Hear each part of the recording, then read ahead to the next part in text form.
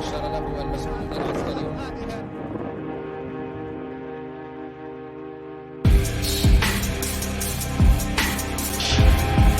The United States is in a state of confusion and surprise.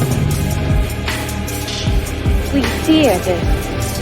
We fear that they have something out that majority of the people don't know about. Olan tüm halkların hakları gibi haklar. Ne aşağı ne yukarı. Ne fazla ne az. Pent-up feelings that may result from decades of repression and people who've had members of their family killed by that regime. A lot of killers. Get a lot of killers. Why you think our country's so innocent? But I won't attack it because someone sicks me on. I don't let anybody use me to fight their battles.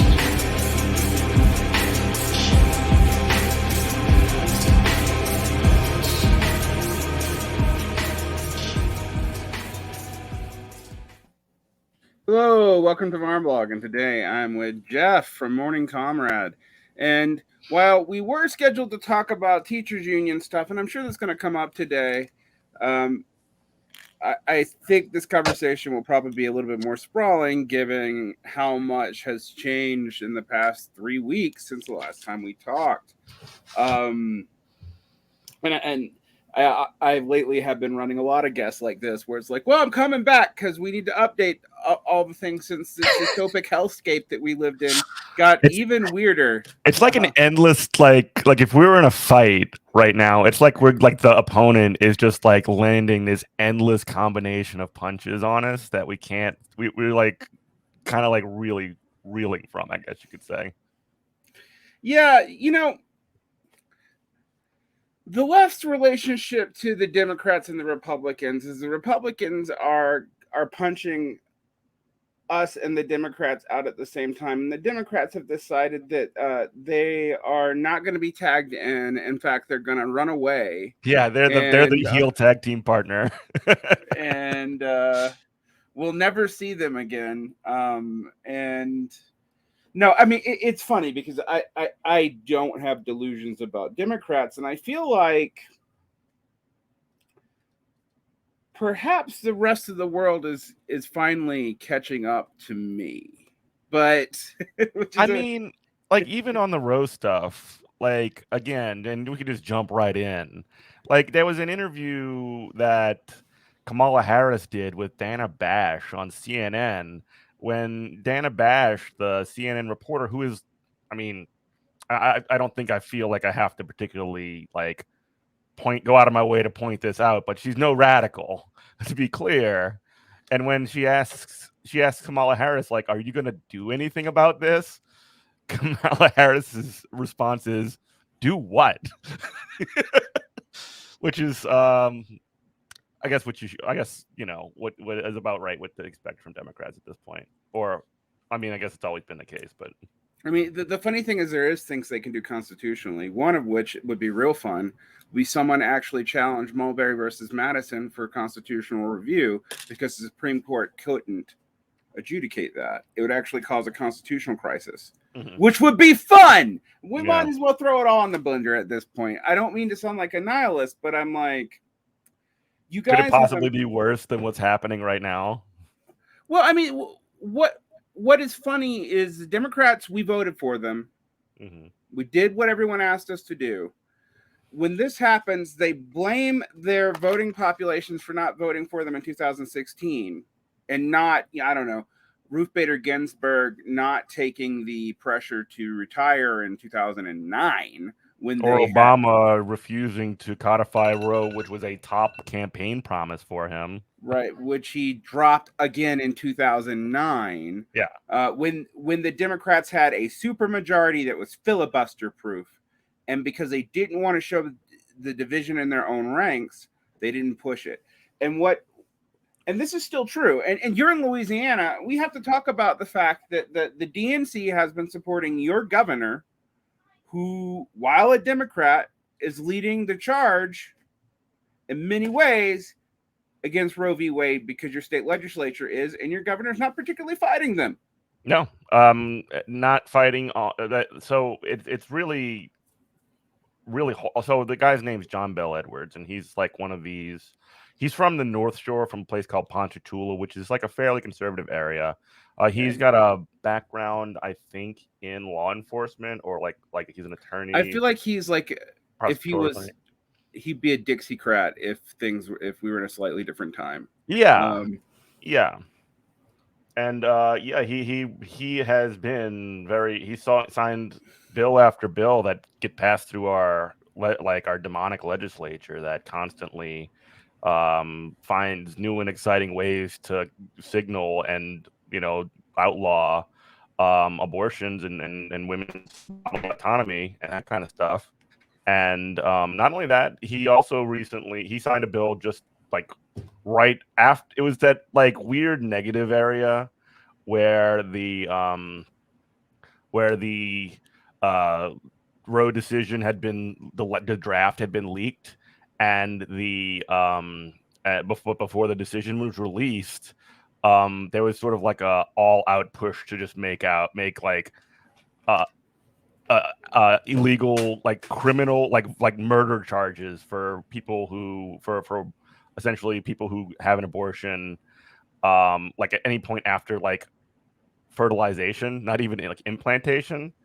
And that unfortunately passed, but a different bill did pass the legislature that it was another anti-abortion bill that John Bell Edwards signed. And just as another aside, there was some anti-trans legislation for kids playing sports that he also signed. So good job. To say, my Republican governor has stood up more to the Republican legislature on trans issues than your Democratic governor has.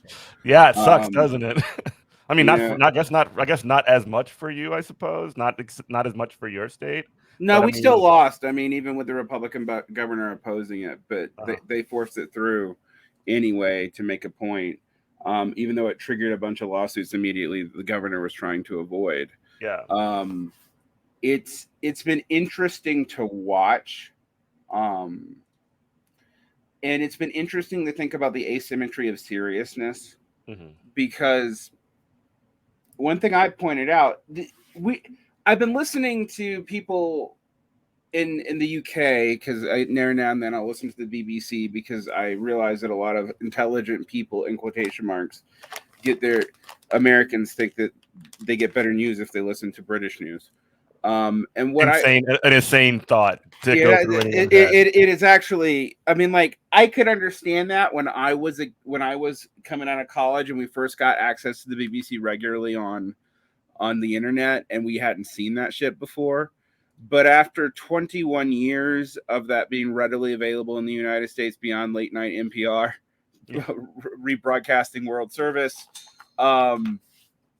you should be well aware that the British news is actually in some ways worse than ours. But one of the funny things is they kept on talking about the rise of the religious right. And I'm like, no, actually, no. We have not seen a rise of the religious right.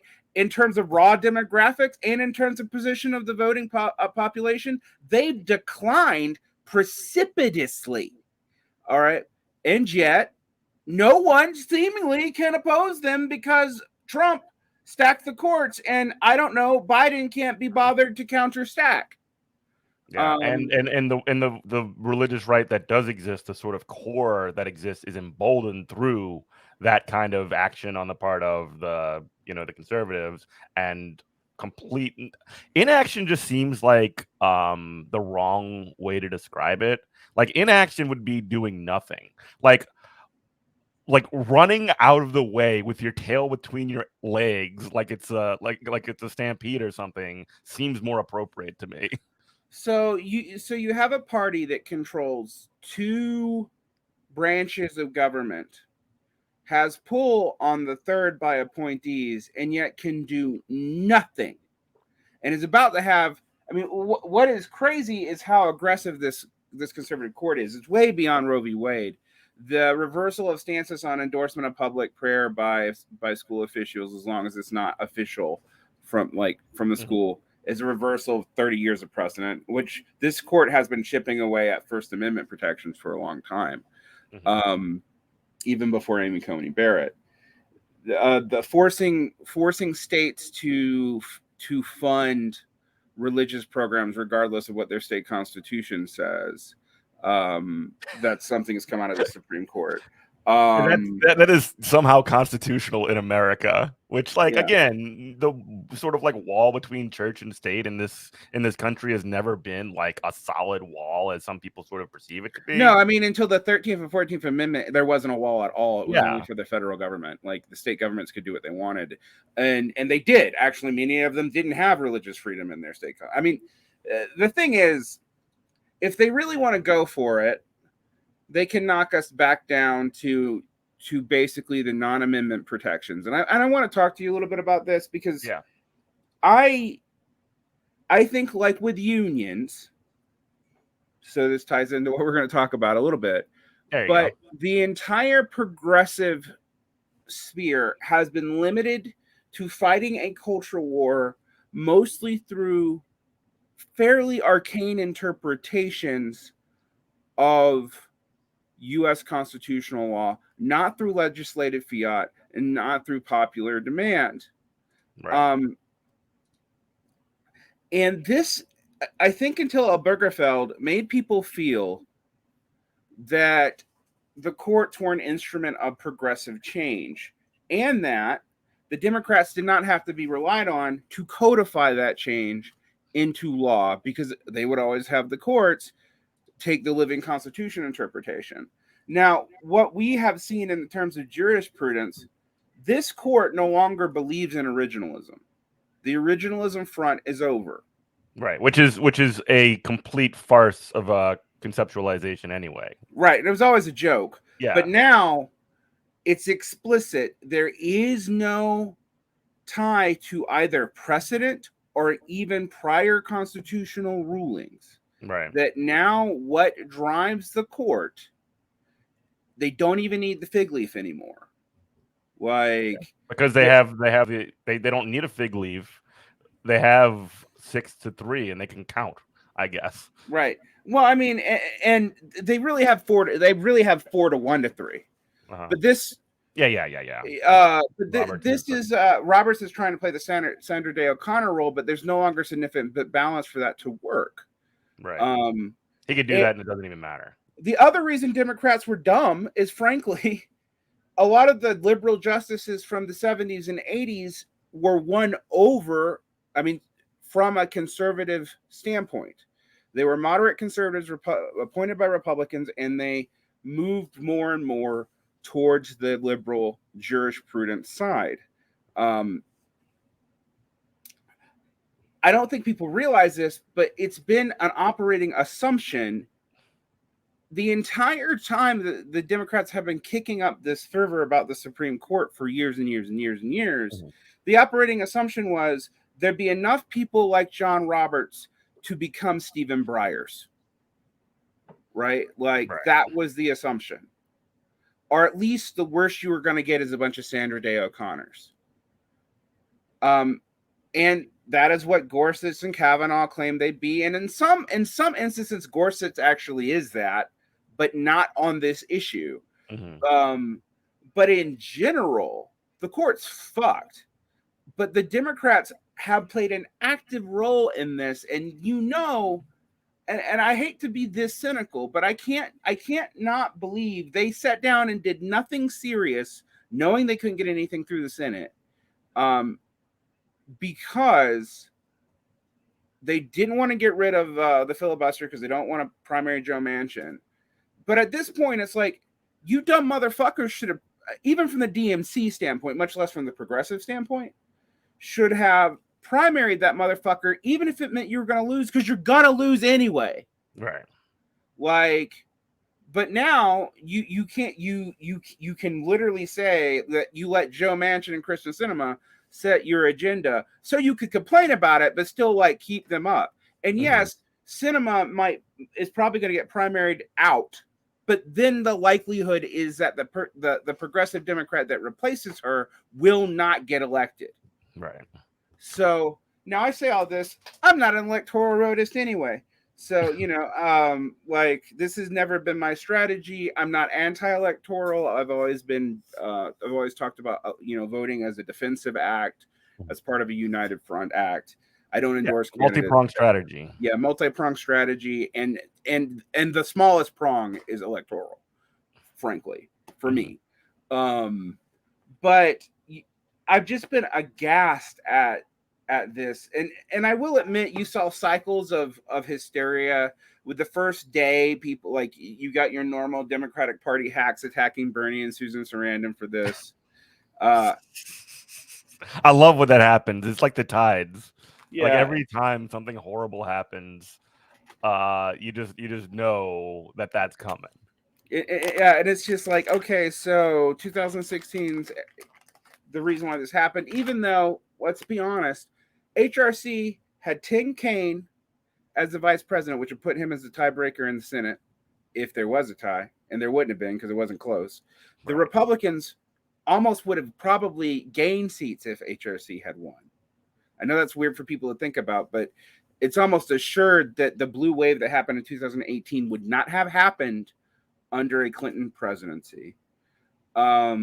Meaning that while Amy Coney Barrett would not have been seated, probably no one would have been seated. So you would have still had a 4-1 to 3 vote parameter, with, I guess, the only thing you could say is you'd have got a slightly more delayed collapse of Roe under Roberts' compromise. That's the best alternative scenario the Dems have for themselves after they abandon pushing RGB out in 2009, not codifying Roe v. Wade into legislative law, I guess because they didn't want to challenge with the Supreme Court. Or actually, I know what it is. They didn't want to piss off Democrats like your governor. And at the same time as well, I mean, resolving, from the Democrats' perspective, resolving the conflict of Roe really cuts off a huge stream. I mean, I'm on a lot of the emailing lists for the Democratic Party, just because it's like stepping on gum. You never get it completely off your shoe, I guess. I'm on it for both parties, which is really annoying. But seriously, well, at least you get to see what the full picture of messaging is, I suppose. Yeah, I mean, it's actually kind of depressing when I for almost a decade, man, I didn't deal with any American electoral shit directly because I was abroad and would vote in by mail-in ballot. And one in 2012, my mail-in ballot was invalidated for some weird technical reason in the state of Georgia. So, I mean, I tried to vote and couldn't. What year was it? 2012. 2012. Okay. Yeah, it didn't matter. I mean, like, A, Obama wasn't going to win Georgia anyway, and B, that was an ass whooping. Yeah, and B, Obama won, and I think I probably would have voted for, like, I don't know. I'm actually, what were my options? Gloria LaRiva or Rocky Anderson or something. Yeah, I mean, like Gloria LaRiva, the PSL fame, I probably would have voted SPUSA, which is usually my protest vote. Yeah. Anyway, the point I was making is that, moments after the decision that was coming, that everybody knew was coming, came out, Nancy Pelosi needs, $15 or whatever, because that's the grift by which Democrats constantly raise money. Speaking of which, I literally got this right now. It's Joe Biden. I need a stronger Democratic Senate majority by my side. Donate $15 to the DSCC by Thursday. That's awesome. That is like I spoke it into existence. Yeah, it came in. For those of you we're recording this in the afternoon, and literally as he said this, I got that fucking text, and so that's where we're at, right? And the thing is, cynical me thinks the Democrats had no incentive, like you said, but they knowingly had no incentive to do anything, because I think they think this is their only way to take back states, is for this to be federalized. Yeah, which is also insane because I mean, again, I'm in some Democratic. I'm actually, I don't know if I ever told you this. I'm actually an elected Democrat on the state level executive committee and the local.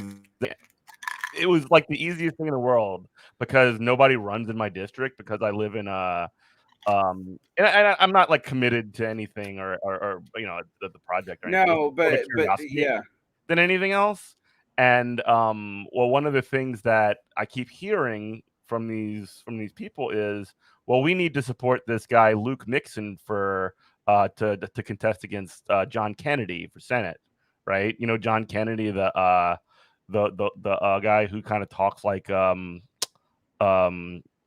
what's the big rooster from Looney Tunes? The Foghorn Leghorn, right? right. And they basically put forward this guy who, like the Democrats did, who's like this.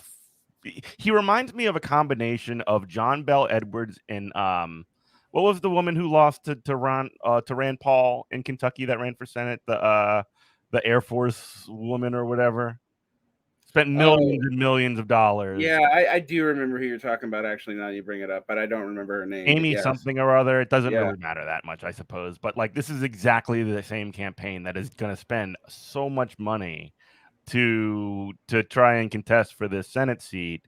And he's like one of these conservative Democrats who constantly like puts over how bad of a job, and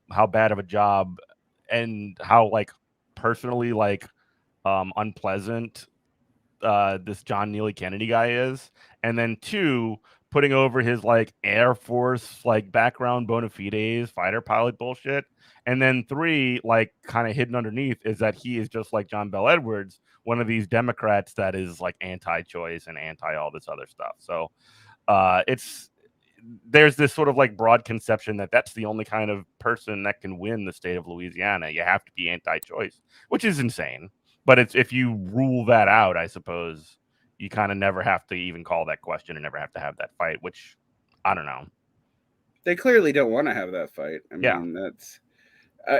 I think, you know, I'm recording ahead. Unfortunately, it's going to come out where I was complaining with Freddie DeBoer about a lot of this stuff because Freddie's more, he's more of an electoral guy than me. And he was talking about like electoral nihilism running more like Fetterman's from Pennsylvania, who look, well, even though he's also an elite, military kind of guy, but looks like a normie. Harvard or something, right? Yeah. Trump went to Wharton and he's an outsider, but he's still got an Ivy League degree. Josh Harley went to Harvard too. I mean, like some of these people are clearly LARPing their working class bona fides. I mean, even more than JD Vance, who at least kind of actually comes from the working class. Although Vance's whole story, including the Ron Howard movie about him, drops out the help he got from a state senator in Ohio that really got him a good deal as far as like getting into the Ivy League. It wasn't just merit, and he also got a non-grunt position in the military as a volunteer who got into military intelligence, which usually requires you to be an officer. And all that's a point to say is even in case of JD Vance, where it's somewhat real, it's still kind of bullshit when you hear the story about the key facts that they miss out. But I actually think like that's going to be the strategy. My most controversial opinion, I think, as far as the Democrats go, is like if you're going to want a woman or a woman of color, if that's all you want as your nominal concern, I can almost promise you a conservative's going to deliver that as a national leader before a Democrat. Mm-hmm. And I don't think people get that. I mean, I love the game conservatives play. For example, since Sarah Palin, there has been consistently, whether it's Michelle Bachmann or Sarah Palin or now Marjorie Taylor Greene, who's really out on wackadoo land, who plays the role of the most reactionary and sane person in the GOP, and the fact that these people are women has been, it boggles the mind, I think, of a lot of the more identitarian left. It short circuits the rhetoric for sure. Right. And the thing is, this trick is old. Like I pointed out to people that George W. Bush appointed more minority positions to cabinet members than Obama did, partly because Obama was afraid of pushback. I don't like forgiving Obama, but I do like putting it in context why he was so conservative and basically put all the old Clinton and Carter ghouls back into power. From the standpoint of the Democratic Party, though, that has meant that they're literally a gerontocracy, way more than the Republicans are. And I realized that watching the impeachment, I guess 2 years ago now, when I'm like, oh, this is why Ted Cruz can dance. Like, Ted Cruz is not an inspiring speaker, but he actually can dance circles around a lot of these Democratic motherfuckers. Like, because they're like 70 and 80 from districts that have never had competition, even internally, in places like California, and they're not used to having to speak to their constituency,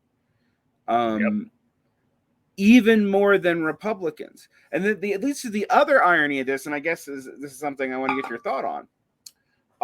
I have noticed that in the Mountain Red states, which are more Republican than the South, we do not have the kinds of problems with the Trumpists that the Southern states do. And I've now come to a theory that is counterintuitive, but that is it's a game theoretic, where their game in the Southern states is that most of these states are purple. They're not just purple along racial demographic lines. The Dems are losing the racial demographic advantage, actually, particularly in regards to everyone who's not a black woman. But they still kind of have it. I mean, overall, it's just the trends are not going in that direction and haven't been now for a little while. And they historically only did go in that direction between 2006 to 2016. So it's like these long-term predictive demographic trends that they were making during the beginning of the Obama administration were based off of, at the time, a trend that was literally 2 years old, that they were projecting into the future indefinitely, including like projecting. I think one of the things that DeBoer told me that I did not know is some of the initial projections were based off assuming that everyone who voted from every person born of a mixed race couple would have more radical politics in either demographic, and none of them would identify as white, which I thought was like, that's hilarious and stupid. And none of this has anything to do with socioeconomics or class at all.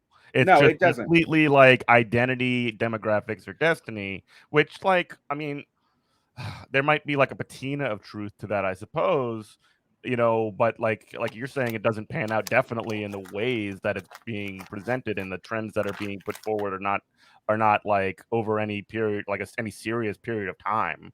And then two, like, one of the things that we learned in 2020 was that there was a huge increase in multiple different minority groups voting for the Republicans and the conservatives. And that's in every trend that we're seeing in early voting out of Texas and whatnot is heading the same way. Right. Also, we've seen red takeovers of small towns, even in blue states, just totally taking over city council, sheriff, RICs, school districts, etc. Do they have any power in those states? No, but they're more extreme. And they're more extreme than the people in red states. So what you have is an ideological sorting thing, particularly since class is out of this. And there's evidence that class is out of this. I used to point out that the Democratic coalition consisted of people who made less than $50,000 a year and people who made more than $200,000 a year. And then when you get back up into the super high end, it's more even between Democrats and Republicans, and more predictable based off the industry the person works in. And then the next best predictor is education, and an undergrad education is no longer as strong as a predictor as it used to be. It is, everybody considers it liberalizing, but I think a third of people who get a BA tend to try to own the libs, except when they get out of school, basically, and so they actually reject those values, which is why, you know, the increase in BAs are going to happen. Meanwhile, oh yeah, business schools are a cancer upon the world. Yeah, oh yeah. But meanwhile, I want to talk a little bit about this because from the, not just on the post left or the anti-left Marxist sphere, but even in the social democratic sphere, and even amongst some of our friends, a lot of people won't shut the fuck up about the PMC as the primary contradiction right now of social conflict, because for some reason they think, and I know that this, there's a reason why everybody who does this is of this class, of the class that they are creating. I call it the PMC on PMC violence problem. But who's worried about the PMC more than the PMC? Right. But the issue I've been pointing out to people is, like, we're having decredentialization happen before our eyes. The military this week dropped its need for even a high school diploma to enlist. I know company after company that are taking its middle management positions and dropping their credentialization requirements for entry. Why? Because the credentialization requirements were never a PMC conspiracy. They were an arbitrary way for the owners to have the managers sort applicants so they could throw out a bunch without having to process them based off of a criterion of education. And so a lot of jobs that only required a high school degree or no education at all had their credential requirements bump up during the last 20-25 years. Well, when we're still running Trump-like immigration policy, and we have a demographic crisis, which I know when I say that I sound like a conservative. I don't think the demographic crisis has to be resolved by birth rates, but I do think in a closed system with a declining population, and then you add the Fed literally trying to shrink the economy, explicitly saying it needs to make labor weaker to fix inflation, when there's no connection. There's literally no evidence that labor is what's driving inflation. In fact, the share of profits going into salaries has declined since 2019. Despite all these raises, inflation has outpaced it by a lot. So, in fact, this is the only time that where medical costs have actually gone down, because they're only inflating 4%, which is an historically weird thing. Yeah, that is so strange. So I didn't even realize that the rate of medical costs was lower than that of inflation. That is wild and unique in the last 50 years of history. Yeah. And I mean, what it tells you, and even people like Larry Summers will say that, like, they'll say that we need to do this, but that it doesn't actually have an impact on it. Right. They all know that this won't. That it's what they wanted to do. It was what they wanted to do already, and they're just using.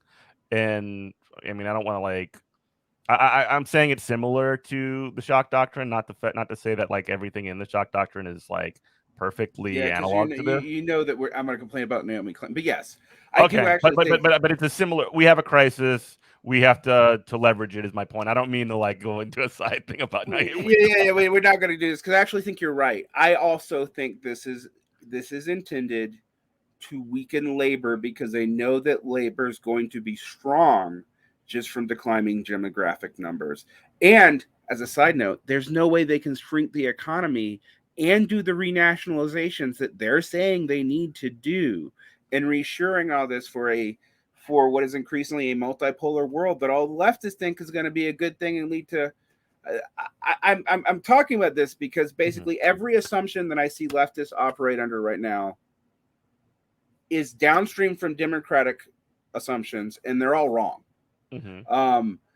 So like the PMC stuff, the PMC problems, if you think it is a problem and it is a class, it's going to take care of itself without any fundamental shit happening or anything happening better for the working class at all. It doesn't improve the working class to go after the cultural norms of liberals that you find annoying, and pretend that that's a class battle in a coherent way. And you're just looking for a sort of like academic way to complain about something that's annoying, I think, is what that ends up being. I mean, liberal, and that shit is annoying. Don't get me wrong, but like it's not like a problem that needs to be addressed in like a significant way, I guess you could say. Am I making sense? Yeah, I mean, I do think.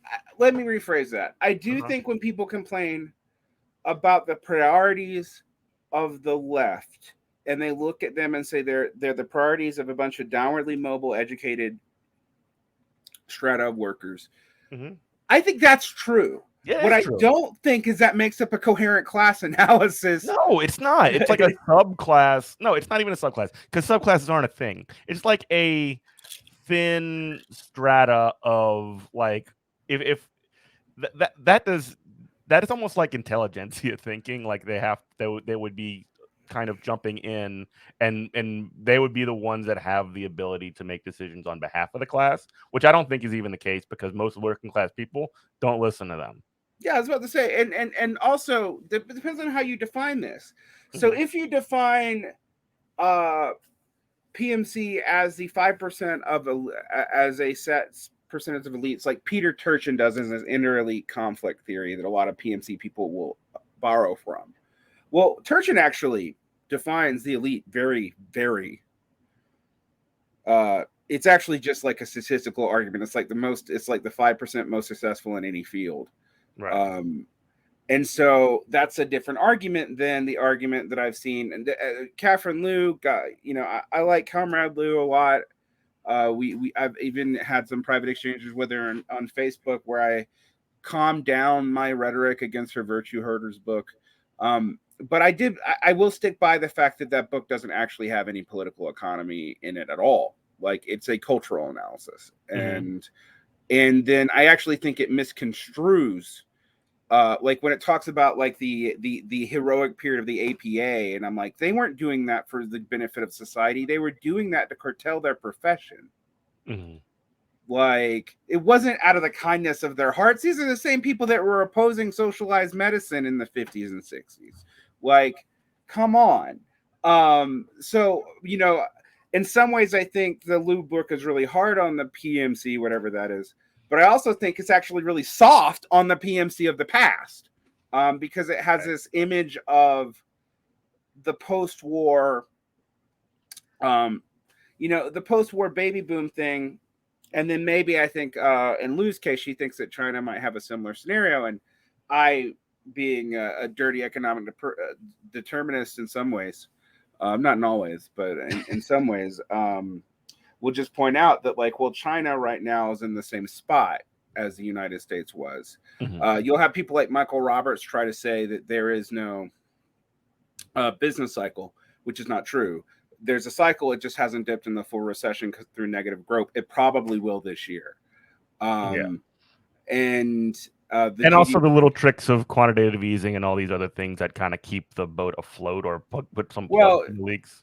Yeah, I mean, the thing is, right now, the left has no coherent narrative on that. Like, I'm literally always in a battle between MMTers, some of whom don't, all of whom agree that quantitative easing is not MMT policy from most policy standpoints. No, because that money doesn't go towards creating full employment. It's not the point. Well, but the thing is, MMTers will say that's not their only goal. I mean, but regardless. Yeah, sure.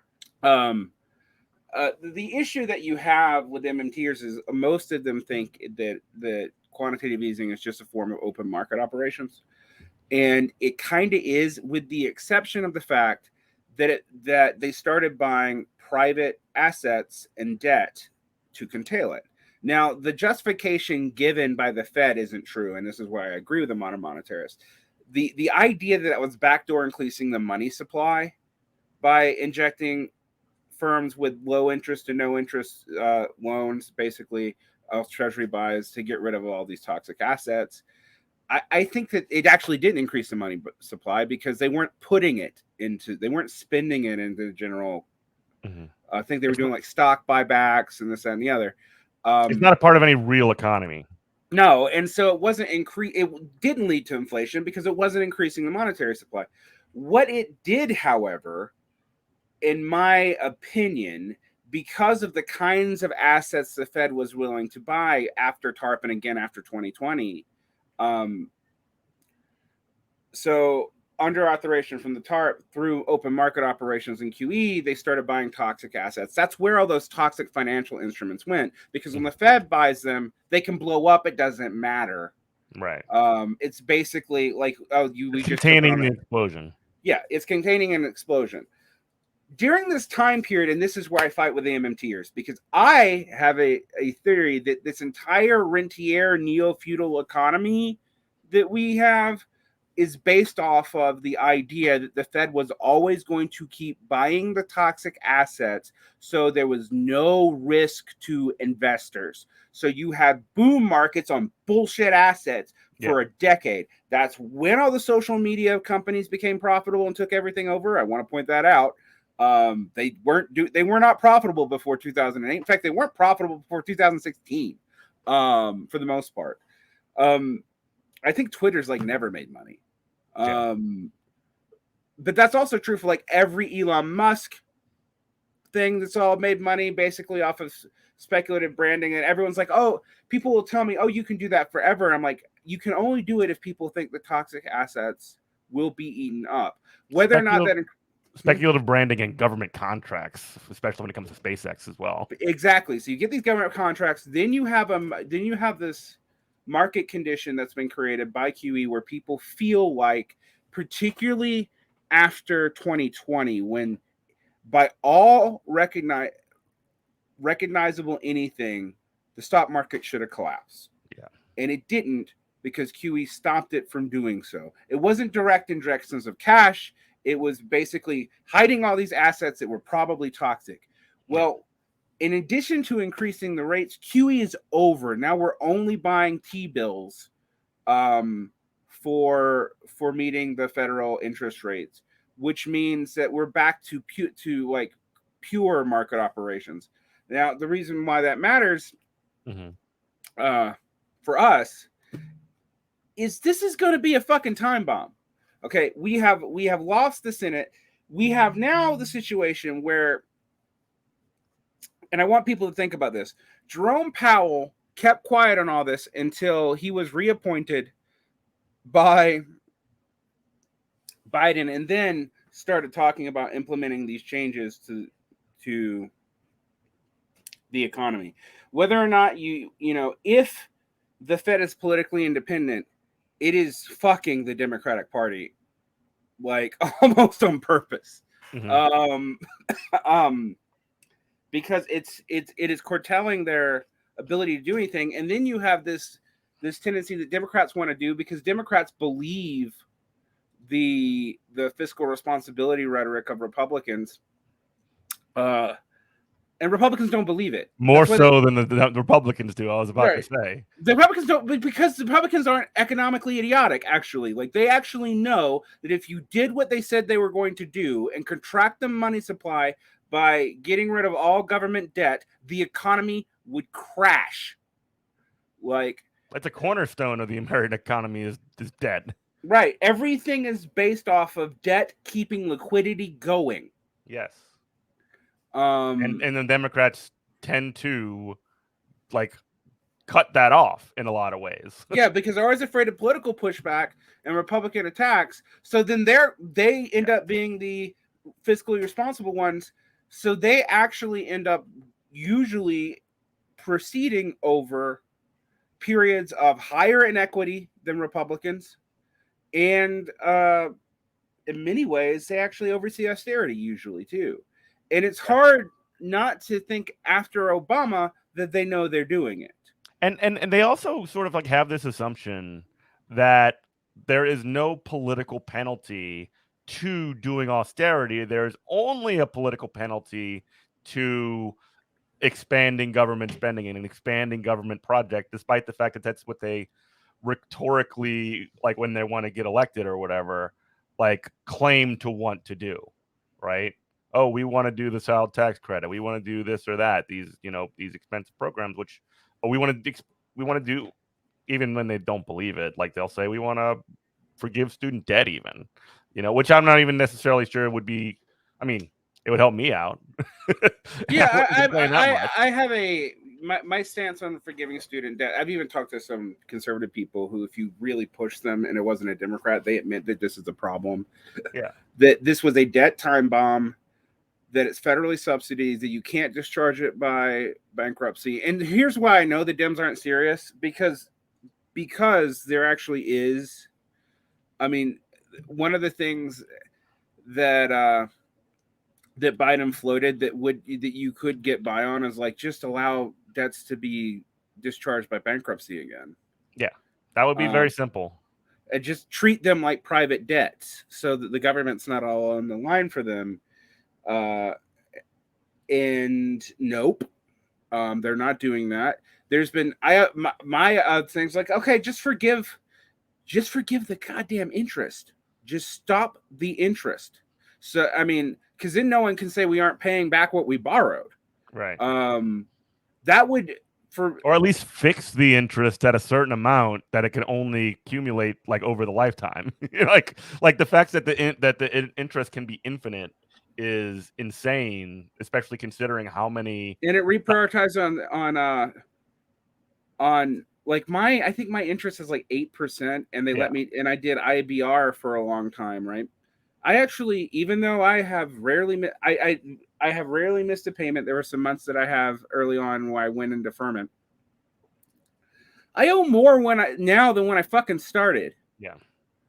I've been paying on this off and on for 10 years. I had to qualify for Obama's public service forgiveness. I actually had to start over, refi, and start the loan period over to qualify, which people don't realize, because people who got their student loans before 2007, back when they were privatized under the initial Clinton privatization thing that really kicked up in the aughts, none of those loans qualify, and so you had to reconsolidate under a federal loan standard and start over to do it, which again, which no one told anybody. 2007 too, so like I might need to have some moving things around if I ever start paying them back again, and then two, if I ever want to qualify for this public forgiveness program, which is like 5 years. Well, it's 10 years right now. They're talking about it being 5 years. The thing is, for me, like I started filling out the public service forgiveness paperwork before COVID, and then COVID happened and it stopped. And so, and because of the COVID deferment, I cannot finish the paperwork until COVID is over. And I do not know if I was already in the program, these years would count, but it is unclear if they count otherwise. Mm-hmm. Which, that'd be great, because I've been working as a public servant now for 5 years back in the United States. And I've had these loans now for something like 15 years. Right. Right. And, and I'm not saying I made all the most responsible decisions about them, but I also didn't make irresponsible decisions. I literally called up my loan servicer and was like, what am I supposed to do? I can't afford X. What do we do here? Like, oh, we'll put you on IBR. And, after 20 years, it'll be forgiven, although, and I'm like, okay, fine. But then I look at it, I'm like, I owe more money than I started with. Mm-hmm. And this is supposed to help the poor. So it's like, those things get me on a rant, obviously. And I guess this is where the teacher stuff comes in, because some of these loan things get above and beyond. But I'm also not actually sure. Like, I was like, oh, if he just forgives everyone's loan, but we still have the loan program, that just creates this. It is unfair in a way that I think is systemically not justifiable. And it would actually have been a ploy, because it doesn't fix the fundamental problem of the student loan crisis. And I want to also say something that's radically unpopular amongst leftists. I'm all about free college, but not until you reformed college and cut out about 80% of its administration. 80% of administration, and probably even again, get rid of the business schools. Yeah, there's tons of stuff I get, but like I think if you were to just say, okay, we're going to provide these colleges for free, it would be a nightmare. Yeah. Okay, so the government's just going to pay them what they're charged. I mean, I don't think socialists have thought this out. I've also pointed out the people that places that have socialized higher education do not actually see more poor people utilize it, and in fact, the free schools become the elite schools. In a similar way to the public schools, right? Yeah. In high income areas. Yeah, I mean, so what basically happens is like you have a high income school that's free, so the rich now get it for free. Like this is where some of the conservative arguments aren't even wrong. And this is not a reason not to make your schooling, to not socialize your schooling, but it is like if you think that's going to fix the problem of American education or the economy, you're actually still buying into neoliberal bullshit. It would be far better if we just made, and we're going, and unfortunately, I think the market's going to do this.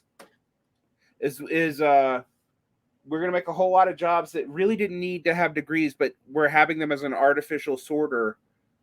Drop them, and a lot of people are going to be able to get shitty jobs without degrees again. But I'm also guessing that their pay's going to freeze or go down as well as a result of this monetary situation with the Fed, right? And as a result of saying, well, we're not requiring you to have a degree anymore. Yeah, there's less people for the job, and we're kind of desperate that way. But you don't really earn the same stuff because I'm not sure you can do this. We're going to have to pay more for your training. I can see that happening, particularly if the Fed tries to contract the economy enough.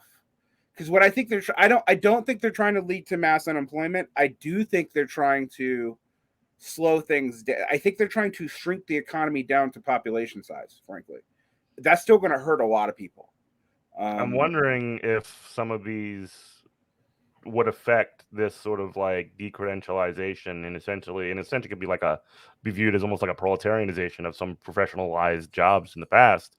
I wonder what effect that's going to have on organizing in those positions, because I mean, if you don't have a degree, which they threaten you with in a certain ways in education when it comes to things like testing or whatever, like they'll take away your license if you don't follow these specific testing protocols, which is something that prevents a lot of teachers from doing anything against the testing itself, I guess. I wonder if that could provide some kind of an organizing opportunity, or if it's on the other side, if it's going to provide some kind of impediment or make things worse. What I see is as bad as the teacher shortage is. Now the states are getting desperate, and they really are getting desperate. Red states are getting desperate. They're not cutting teacher pay anymore. They stopped cutting pay. I got a 5% raise, which is still a pay cut, but that's not too bad. We got a little $1,200 just this past year at the state level. It's been part of. Yeah, we also got a state level bonus too. I'm not even including that, but it's like $1,000. The issue that we have is still no one wants to do the job. They took from COVID after the first year and no one quit. And I'm like, everybody's shocked. Everyone's in the holding pattern. Like, oh, but that meant we were fine. And then like in year 2, I'm like, half your staff just quit. So you took false hope from that first year. But they don't have a way to fix it. And then now the conservatives have a little bit fucked themselves. One of the few things they've screwed themselves on is they have turned and started talking about public school as a necessary public utility for childcare. That's been the conservatives pushing that, and also pushing stuff about mental health, shit they've never cared about before. And fine, but that shows that their whole let's move everyone to online charter schools agenda was unviable even to their own demographic. No, that was I look at that as almost like the same thing as a crypto rug pull in a lot of ways. You know what I mean? Yeah. And so for me, it's just like I'm now seeing, to tie this all to education, I'm now seeing all this fall apart. The union should be stronger, but I'm worried. Here's why I'm worried. AFL-CIO just had their big meeting. It's a few days This is before what I Labor wanted to Notice. talk about. Yep. Unfortunately, we don't have a huge long time to talk about it, but Yeah, I know. Yeah, next time maybe. Yeah, no, I think we should start here and then build into next time, and I'll contact you very shortly so that there will be a next time, because these are kind of mini episodes, and I'm now just saying, Comrade Jeff from Morning Comrade part whatever, because I don't know exactly what we're talking about on any given day, but the AFL-CIO has this growth plan that is 1% growth per year. Here's what's wrong with that. The population of the United States grows at 0.9%, at 0.09% a year, meaning that they're only planning to outpace population growth, even with this revival of unionizations with Starbucks and Amazon, by like 0.1%. Yeah, That's managed decline. that's exactly right. It is, and I don't even think it's like intended to be so. I think more or less like the intention of Liz Schuler, who just got elected as um as president of the AFL-CIO and just made these comments.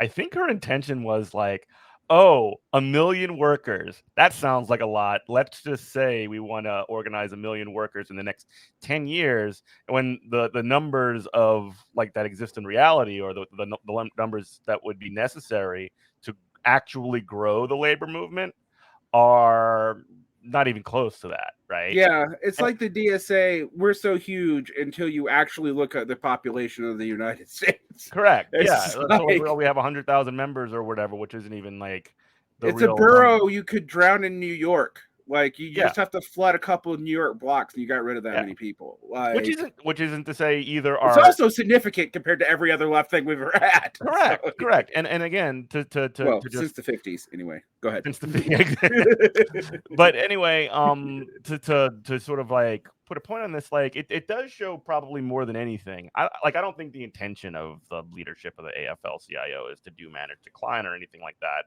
But I Me think neither. that functionally speaking, if that's going to be the plan going forward, it's going to be what happens. You know, like whether intentionally or not, if that's as high as you're shooting in terms of like an organizing project, which look, as far as new organizing happens, there's not a whole lot of unions like that are not looking to start new organizing, rather than like waiting for it to happen and sort of scooping it up when it's already been done, when the work has already been done. Mhm. And that strategy has been horrible for the labor movement for the past 40 years.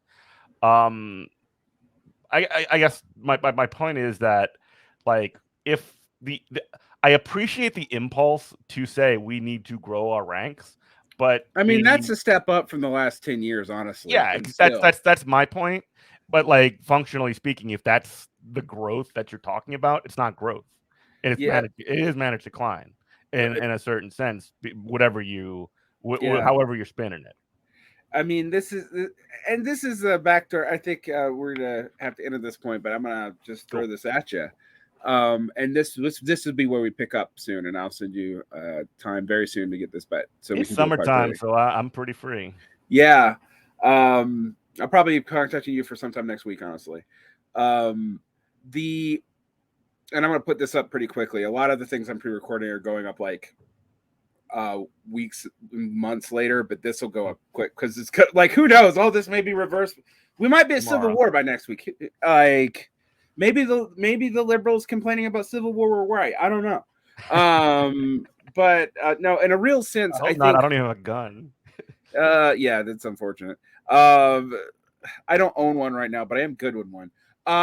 So the main thing, my main takeaway about the unions is they know that this is a point that labor should be strong.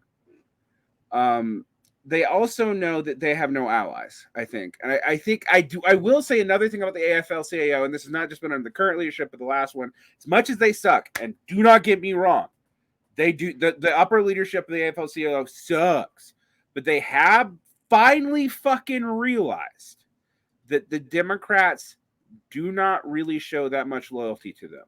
Yeah. And it's taken them forever to accept that.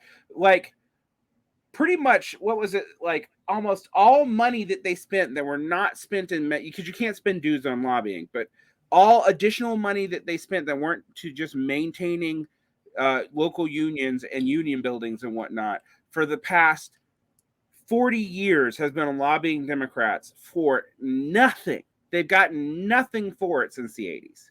Mm-hmm. I mean, the PRO Act was just like the latest, and then that would have been great for like the group that we just mentioned, the upper stratas of the AFL-CIO. That would have been great for them, and they got nothing. Before that, it was the Employee Free Choice Act, and before that, it was something else. And they've been sort of promised this bill of goods time after time after time, and they don't ever get it. They don't get jack. Nothing. Absolutely nothing. Well, on that note, I got to let you go, but we're going to come back and talk probably next week, about how we should respond as education unions, because I do think there's interesting stuff going on, including talk of people doing wildcat strikes in southern schools. So we're going to be back on that. And I think that might be the only way to get these things off the ground. And I am not a wildcat kind of guy. I know you got to go, but I'm not like a first option wildcat kind of guy. But the way that I've sort of seen, like, that we're managed from the top through like she talks partnerships with school boards and stuff like that, and that's almost like if we were talking about the fight earlier, like that is somebody's doing a multi-punch combination on your face and you're just trying to shake their hand. You know what I mean? Right. I mean, well, yeah. This is the other thing I want to talk about next thing. I want to talk to you about uncontested or non-oppositional bargaining, which has been adopted by every major fucking education union that I know of, including the AFT, which is usually a little better than the NEA. But they're like we have stakeholder partnerships with the board, and I'm like, what the fuck? And with Republican legislatures, and I'm like, they hate you. But anyway, they're literally trying to destroy you from existing. They're an existential threat. You're trying to be their friend. Anyway. Yep. We'll come back with that next week. Thank you so much for coming on, Jeff. Tune in next time, folks. Tune in next time for more depressing news from two teacher reps. All right. All right, buddy. Take care. Yeah.